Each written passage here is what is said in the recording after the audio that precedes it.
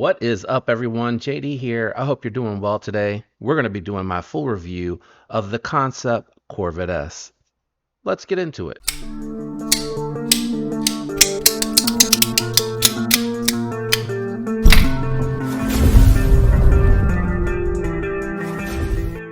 Okay, what we're going to do today is we're going to do some size comparisons, profile comparison. We'll weigh this one, and then we'll jump into my thoughts and impressions. Let's go ahead and kick it off with a couple of budget knife comparisons.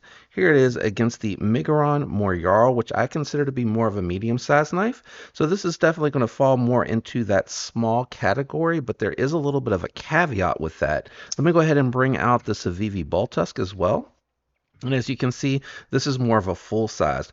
The reason I say that is a little bit of a caveat is because in the folded position, the Korvid S is actually longer, and I say that because you're actually going to be carrying this small fixed blade at its maximum length plus the size of the sheath. So we'll bring that out here in just a second for that. Let me go ahead and move the Miguron out of the way just in case you're more familiar with the Para 3. Here is the lightweight, and then we'll go ahead and move the Ball Tusk out of the way as well. And here is my Spyderco Shaman. So again, there is the comparison of it with it in the open position for the folders, and then we'll go ahead and do both of these in the closed position. So again, you get a good idea of how that'll carry. And here it is with the knife in the Kodak sheath. So you can see much bigger, much more space, and then with that pocket clip, because I want to cover that while we're here, and we'll do the profile in a second. I'm going kind of backwards, but with that profile, you can see you're going to have that much sticking out, and if you're not accustomed to fixed blade carry, you can see that is a significant amount. But we're going to jump into how it actually carried in pocket here just a moment. Let's go ahead and grab the scale. We'll do it with just the knife, and then we'll do it with the sheath so that you can get an idea of how it'll feel in hand. Coming in at under 4 ounces, 3.9 ounces, and then we'll go ahead and throw the Kydex back on there, coming in at 5.3 with the total package. So not too bad on the weight for a small fixed blade that has a really tall flat grind blade on it. Let me move that back out of the way. And let's go ahead and just do thickness profile. We'll go from the handle because that is the thickest part of the knife. With the scales, which are fairly beefy, you're going to see that it's coming in thicker than the Para 3. And then we'll do the Moyarl, which is the thicker of the knives on the table. And you can see it is just a skosh thicker than the Moyarl. Not bad at all. All right, let's go ahead and talk about the ergos really quick. So I wasn't sure what to expect of this one because seeing it on the other channels, I was a little worried about how much cutting surface I'd actually be able to get to. It is a 3.5 finger grip knife. As you can see here, I'm falling off the back with the pinky. So just 3.5 fingers for me, fully choked up. So keep that in mind. I don't know if a lanyard's going to help you. Maybe if you tie it really tight down in here and you get something that's bunched up or bulky, you'll be able to get a 4th finger on there. That's the only way I can think of for a larger hand. Now, as far as the detailed work, they do have this scallop section here for the thumb, and it actually works really well. Nice to get out there for the detailed, controlled work, and also works really well for the pinch grip. I was kind of surprised with the draw cuts and utility cuts, how well that actually worked with the scallop section and my index finger kind of hitting it. Now, as far as the clearance for this, and we're going to go ahead and just kind of use the sheath as a little bit of a guide, you can see I really can't get anything down to the table until I get way out onto the tip.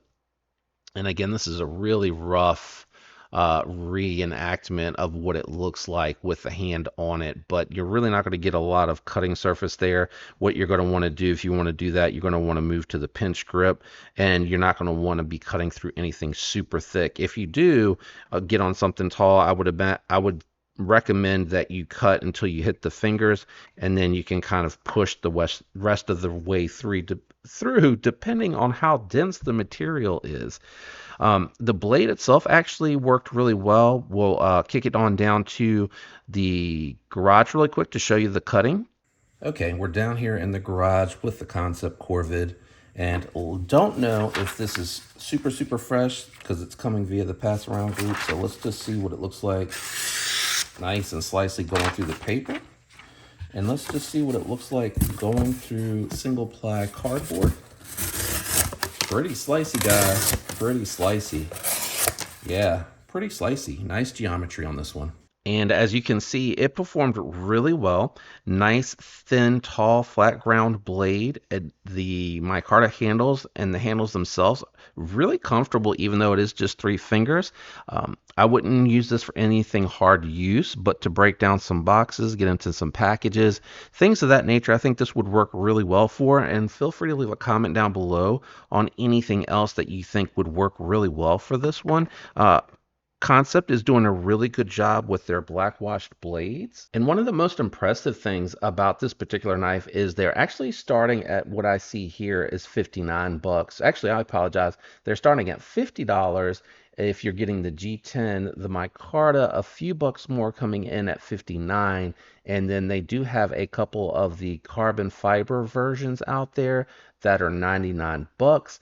The blade steel, that's what I forgot to talk about. The blade steel on here is actually 14C28N, and it is marked right there on the steel for you. Hopefully you're able to see that. Nice minimal branding on there. They do have stone washed or black washed finish, which I do really like about that as well. So I just wanted to kind of cover all the price points to let you all know what they have out there.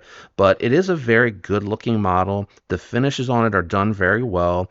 This seems like it would be one that would be really easy to customize because it does have the ability to remove the scales and possibly create and add your own, or have some made and add your own, depending on how much you actually like this model.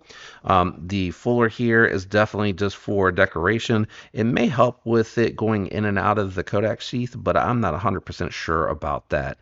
But for the money, I mean, the only thing that I can recommend as an alternative, if you're in that $50 to $100 price point, is actually a folder, because I have not actually handled too many fixed blades, and one of my goals for 2024 is to actually look at more pocketable fixed blades because they are very intriguing. I really do. This one here has really impressed me, and I really do like what they represent and the alternative option that they are. With a pair of jeans, these are going to work great in the pocket. They do have what looks like other mounting points, but I would have to definitely research more. And if you are more into the fixed blades, definitely comment down below, because this is something that is new to me that I'm still learning about. But I don't know if there is perhaps like a universal mounting system that you can add onto here. Maybe you can scout carry it or something to that nature. That would be pretty interesting as well. But I really did enjoy my time with this one. It is a pass around, so I can't do any prolonged cutting, so I just tried to hold it and see how it would feel in hand. The micarta is actually a little bit slick. I'd actually like it to be roughed up a little bit more, but you could take like some rough grit sandpaper and just go over it lightly and probably rough it up a little bit to get it to your liking. I think the G10, if it's like anything else I've experienced from Kansept with their G10, is probably better suited for grip, but it does lock you in. And again, I wouldn't be using it for anything hard use or heavy duty for long periods of time or repeated usage, just because I feel like it is a little bit slick and it's a little small for me. My pinky kind of sort of landing on the nub, hanging off the back, is a little bit of a turn off for me. But overall, really do like it. Kansept is doing some really good work, and they just continue to improve. But let me know what you think of the Korvid S. Do you have one? You thinking about getting one and checking it out? Comment down below and let others know as well. And let me know if you have any questions about anything maybe that I missed in this review, or that I could add into future reviews, because again, this is my first small fixed blade, pocketable fixed blade review, and I do want to start checking them out a little bit more. Shout out to everyone out there that comments, uses the links, likes, and is subscribed. Shout out to my members getting early access to this video. I appreciate all the support, you guys. I hope you have a fantastic week, and until next time, peace.